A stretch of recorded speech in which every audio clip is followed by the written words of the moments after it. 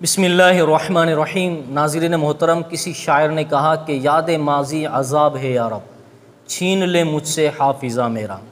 زندگی کے جو ایام ہم گزار چکے، یعنی ہمارا زمانہ ماضی،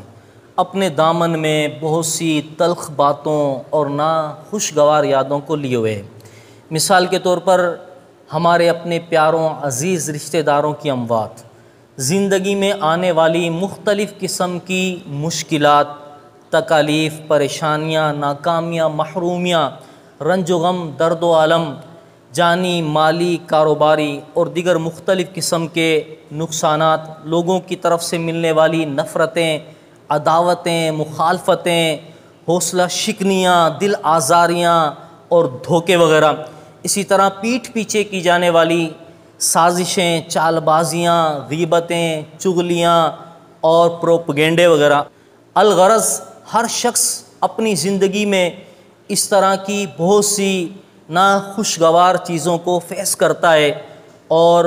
وقت کے گزرنے کے ساتھ وہ ماضی کی تلخ یادیں بن جاتی ہیں اور ہماری میموری کا حصہ بن جاتی ہیں۔ جب جب ہمارا خیال اس کی طرف جاتا ہے تو وہ ہمیں اندر سے ہٹ کرتی ہیں اور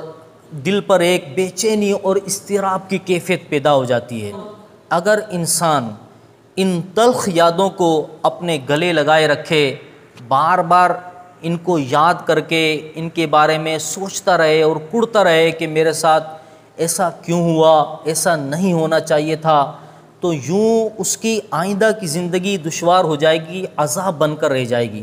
جیسا کہ شاعر نے کہا کہ یاد ماضی عذاب ہے یا رب، چھین لے مجھ سے حافظہ میرا۔ لہٰذا زندگی میں خوش رہنے کے لیے،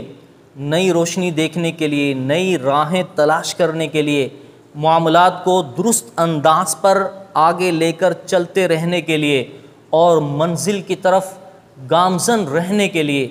ضروری ہے کہ انسان ان تلخ یادوں کو حتی المقدور بھلانے کی کوشش کرے اور اپنے آپ کو ان پچھتاووں کی دلدل سے اور صدمات سے جلد نکالنے کی کوشش کرے، کیونکہ اس دلدل سے نکلنے میں جتنی زیادہ تاخیر ہوگی اتنا ہی زیادہ نکلنا دشوار ہو جائے گا۔ شاعر نے کہا کہ ماضی مرحوم کی ناکامیوں کا ذکر چھوڑ، زندگی کی فرصت باقی سے کوئی کام لے۔ ناظرین محترم، اگر کوئی شخص بار بار مڑ کر پیچھے دیکھتا رہے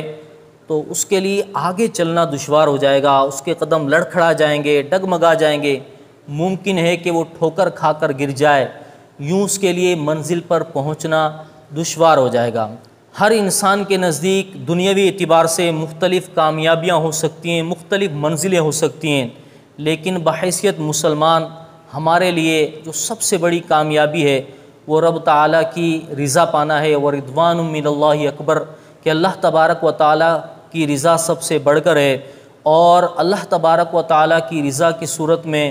اس کی بارگاہ سے ملنے والی مغفرت اور اس کی عطا سے ملنے والی جنت، یہ ہماری منزل ہے کہ جس کی طرف دوڑنے کا اللہ تبارک و تعالیٰ نے ہمیں حکم فرمایا ہے کہ وَسَارِعُوا إِلَىٰ مَغْفِرَةٍ مِّن رَبِّكُمْ وَجَنَّةٍ عَرْضُهَا السَّمَاوَاتُ وَالْأَرْضُ أُعِدَّتْ لِلْمُتَّقِينَ، کہ دوڑو اپنے رب کی طرف سے ملنے والی مغفرت اور اس جنت کی طرف کہ جس کی چوڑائی آسمان و زمین کے برابر ہے، جو متقین کے لیے تیار کی گئی ہے۔ تو جنت کی طرف دوڑنے سے مراد یا مغفرت کی طرف دوڑنے سے مراد یہ ہے کہ بندہ نیک اعمال کی ادائیگی میں جلدی کرے۔